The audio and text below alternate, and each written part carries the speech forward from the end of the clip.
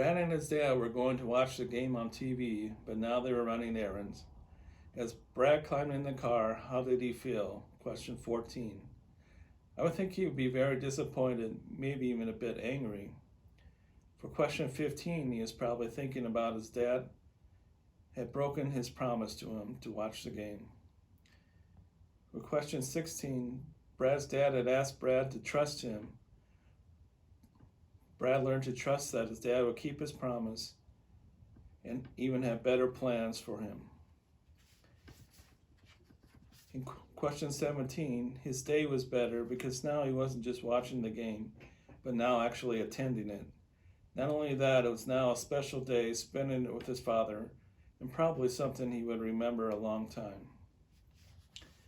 In the next section, the word of life, the first question, question 18, Abraham and Sarah were missing something, and that was a son. Question 9, Abraham was worried in his future that there would be no heir to inherit his property. And what promise did God give Abraham? God promised Abraham and Sarah that they would have a son even in their old age. And how did God illustrate that? God illustrated this by telling Abraham that his offspring would form a great nation and be as numerous as stars in the heaven. Later on, in one of the chapters, he compared his number of hairs to the amount of sand in the sea. And how would you describe Abraham's faith? Question 22.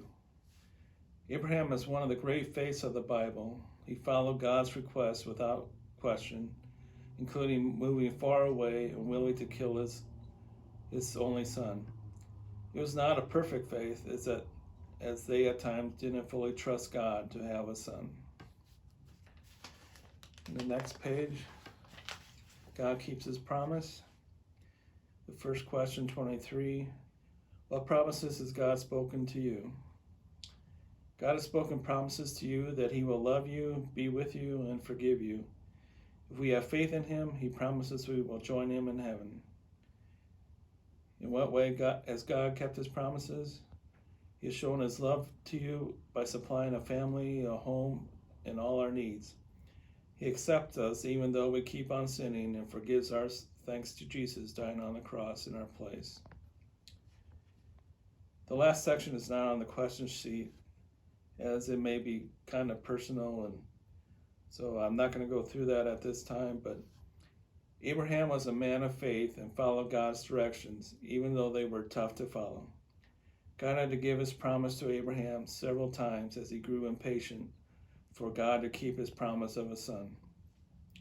Abraham and Sarah only took matters into their own hands, although that was not God's plan.